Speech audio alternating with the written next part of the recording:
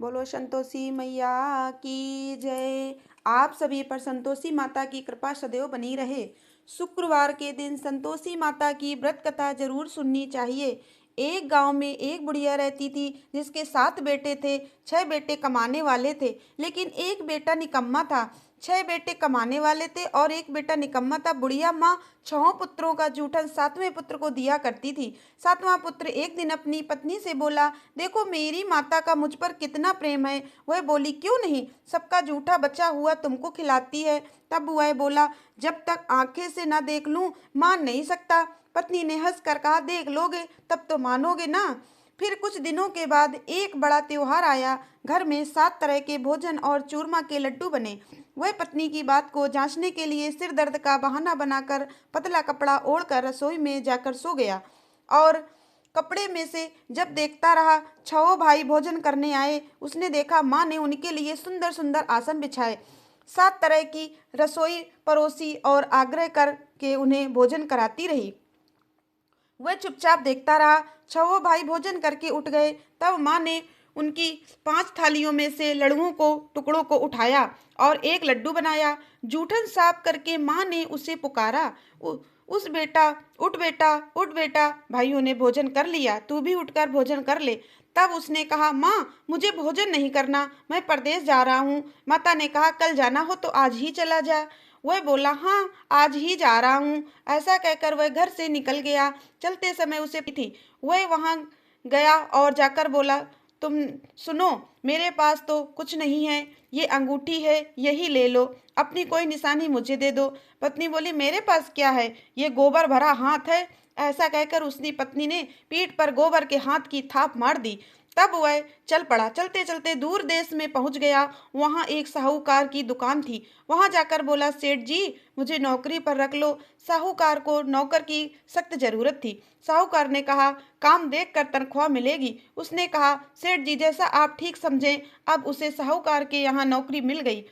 वह वहां दिन रात मेहनत से काम करने लगा। कुछ दिन में दुकान का लेन देन, हिसाब किताब, ग्राहकों को माल बेचना, सारा काम करने लगा। साहूकार के 7-8 नौकर थे। वे सब चक्कर खाने लगे, लेकिन उसने कभी लगन, परिश्रम और ईमानदारी से सभी को पीछे छोड़ दिया और उसे फिर अपने लिए किए का फल भी मिला। सेठ ने उसका काम देखा और 3 महीने में उसे मुनाफे में साझेदार बना लिया। परिश्रम करते करते 12 वर्षों में ही वह नगर का नामी सेठ बन गया और सेठ अपना सारा कारोबार उस पर छोड़कर बाहर चला गया। इधर घर पर उसकी पत्नी पर क्या बीत रही, वह भी गृहस्थी का सारा काम करवा कर उसे लकड़ी लेने जंगल में भेजा करती। इस बीच घर की रोटियों के आटे में से जो भूसी निकलती उसकी रोटी बनाकर रख दी जाती और फूटे नारियल की नरेली में पानी दिया जाता। इस तरह उसके दिन बीतने लगे।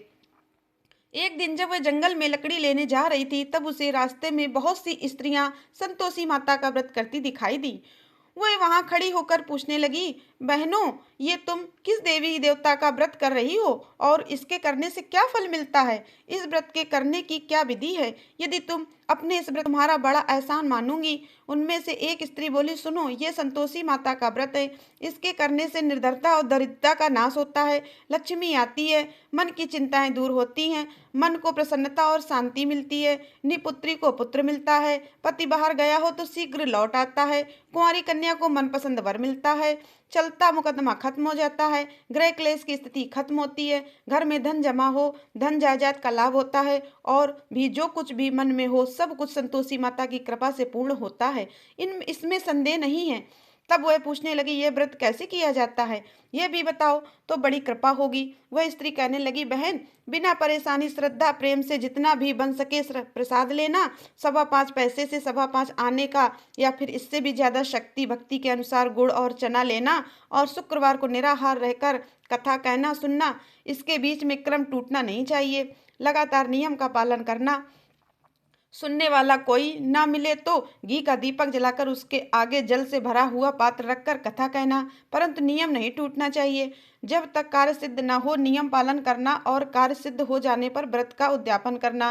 3 मास में ही माता पूरा फल प्रदान करती हैं। यदि किसी के ग्रह खूटे हो तो तब भी माँ 1 वर्ष में अवश्य उसको अनुकूल करती हैं। कार्य सिद्ध होने पर ही उद्यापन करना चाहिए, बीच में नहीं उद्यापन करना चाहिए।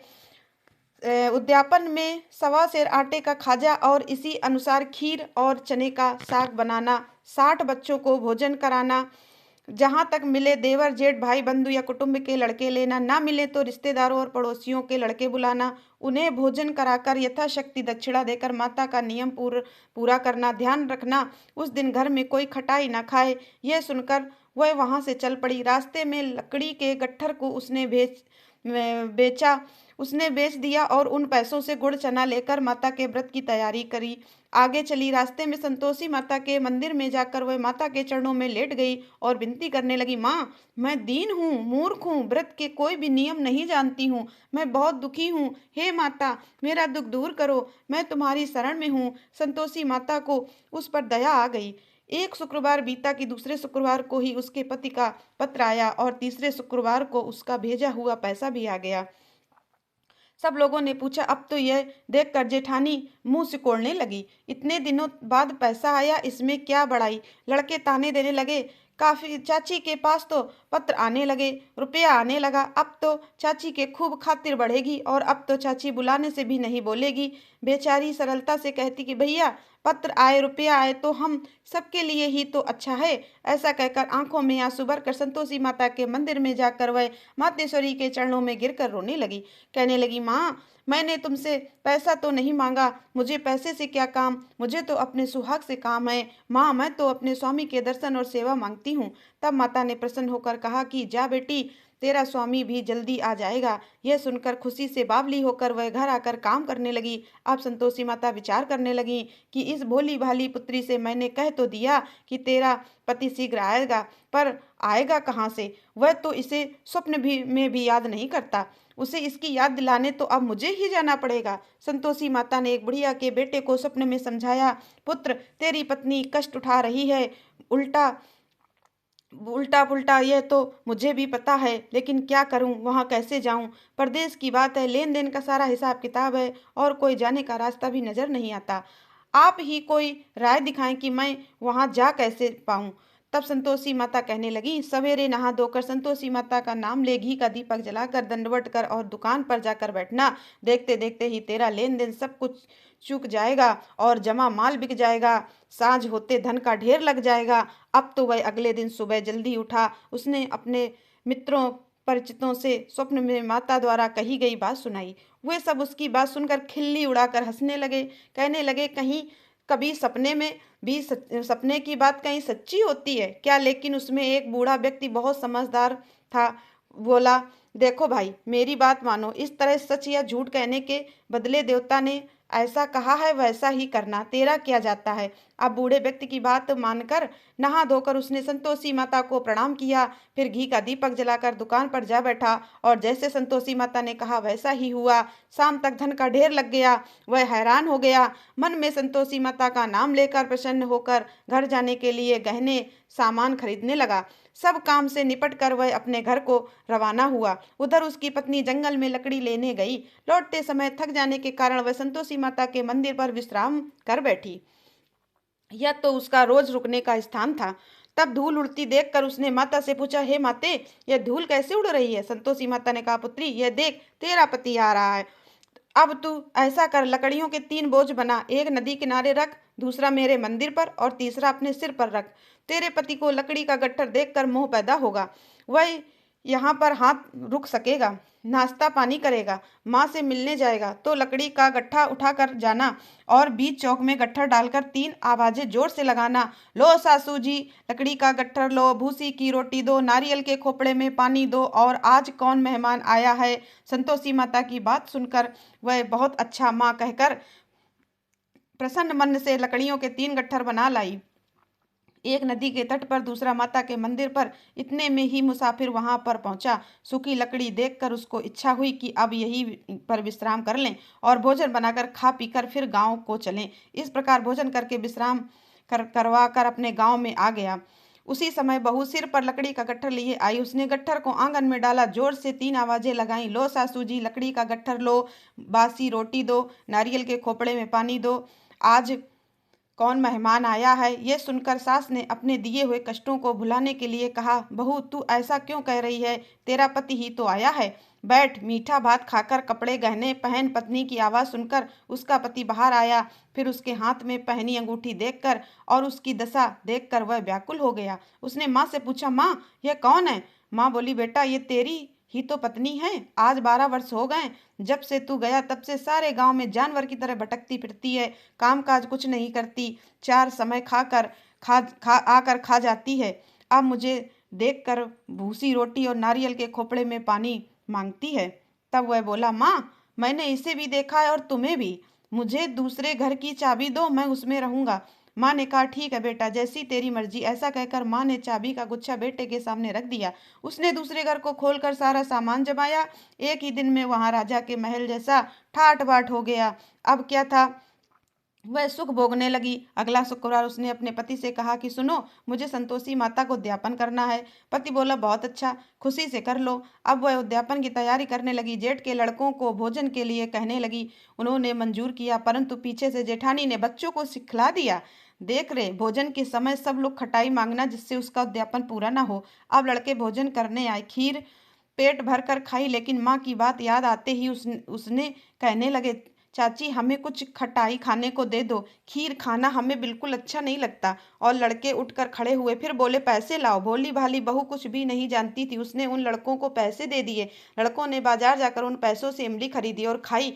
यह सब देखकर सब बहू पर संतोषी माता का कोप हुआ। राजा के दूत उसके पति को पकड़ कर ले गए। जेठानी कहने लगी, अब सब पता चल जाएगा जब जेल की रोटी खाएगा। बहू से यह वचन सहन नहीं हुए। युवा संतोषी माता के मंदिर में गई और कहने लगी, माता यह आपने क्या किया? हंसाकर आप मुझे क्यों रुलाने लगी? संतोषी माता बोली, पुत्री तूने मेरा व्रत भंग किया, इतनी जल्दी सारी बातें भुला दी। वह बोली, माँ मैं तो भी कुछ नहीं भूली, ना ही मैंने कोई अपराध किया। मुझे तो लड़कों ने भूल में डाल दिया, मुझे क्षमा करो माँ। अब तब माँ बोली, ऐसी भूल भी कहीं होती है? वह बोली, अब कोई भूल नहीं होगी। आप बताओ मेरे पति कैसे वापस आएंगे? संतोषी माता बोली, पुत्री जा, तेरा पति तुझे रास्ते में ही आता मिलेगा। वह मंदिर से निकलकर बाहर आई तो रास्ते में उसके अपना पति आया हुआ मिला। उसने पूछा, कहाँ गए थे? तब वह बोला, इतना धन जो कमाया है उसका कर राजा ने मांगा था, वहीं भरने गया था। तब वह प्रसन्न होकर बोली, भला हुआ, अब घर चलो। फिर अगला शुक्रवार आया। तब वह बोली, मुझे माता का उद्यापन करना है। पति ने कहा, ठीक है करो। फिर वह जेठ के लड़कों से भोजन करने को कहने लगी। जेठानी ने लड़कों को फिर सिखा दिया कि तुम पहले की तरह खटाई मांगना। अब की बार लड़के भोजन करके बैठे रहे, लेकिन भोजन करने से पहले ही कहने लगे, हमें खीर पूरी अच्छी नहीं लगती थी, घबराता है, कुछ खटाई खाने को दे दो। तब वह बोली, खटाई तो खाने को नहीं मिलेगी, खाना हो तो खाओ, उनके उठकर वरना उठकर चले जाना। पर उसने ब्राह्मणों के लड़के बुलाकर उन्हें भोजन करवाया, दक्षिणा दी, उन्हें एक एक फल दिया। इससे संतोषी माता प्रसन्न हो गई और माता की कृपा से 9 माह बाद उनको चंद्रमा के समान एक सुंदर पुत्र प्राप्त हुआ। पुत्र को लेकर वह हर दिन संतोषी माता के मंदिर जाने लगी। माँ ने सोचा, यह रोज आती है, आज क्यों ना मैं इसके घर में चलूं, इसका आश्रय तो देखूं, यह कैसे करती है, कहाँ रहती है। यह विचार कर माता ने भयानक रूप बनाया। गुड़ और चने से सना मुख, ऊपर से मुंह के समान ओंठ, उस पर मक्खियां भिनभिना रही थी। दहलीज पर पैर रखते ही उसकी सांस चिल्लाई, देखो रे, कोई चुड़ैल डाकनी चली आ रही है, जल्दी भगाओ इसे, नहीं तो सबको खा जाएगी। बहू रोशनदान से देख रही थी। वह प्रसन्न हो उठी, आज मेरी माता मेरे घर आई। ऐसा कहकर दूध पीते बच्चे को गोद से उतार दिया। यह देखकर सास क्रोध में बोली, अरे देखो तो जरा, इसे उसको उतावली कैसी उतावली हुई जा रही है, जो बच्चे को ही पटक दिया। इतने में ही सास माँ के प्रताप से जहाँ देखो वहाँ लड़के ही लड़के नजर आने लगे। वो बोली, माँ जी, मैं जिनका व्रत करती हूँ या वही संतोषी माता है। ऐसा कहकर उसने झट से घर के सारे किवाड़ खोल दिए। सबने फिर तो माता के चरण पकड़ लिए और विनती करके कहने लगी, माता हम मूर्ख हैं, अज्ञानी हैं, आपके व्रत की विधि हम नहीं जानते, आपका व्रत भंग कर हमने बड़ा अपराध किया। हे माता, आप हमारे सभी पापों को क्षमा करो। इस तरह बार बार कहने पर संतोषी माता प्रसन्न हो गई। इसके बाद उनकी सास कहने लगी, हे संतोषी माता, आपने बहू को जैसा फल दिया वैसा सबको देना। जो यह कथा सुने या पढ़े उसके भी सभी मनोरथ पूर्ण करना। प्रेम से बोलिए संतोषी माता की जय। जिस प्रकार से आपने उस बहू के घर को धन धान से भर दिया, उसी प्रकार सभी पर कृपा करिए। और जो यह कथा को सुने वो उसके भी घर पढ़िए। और कथा सुनने के बाद वीडियो को लाइक सब्सक्राइब अवश्य करें, उसके भी घर में धन धान्य की कोई कमी न रहे। जय माता दी।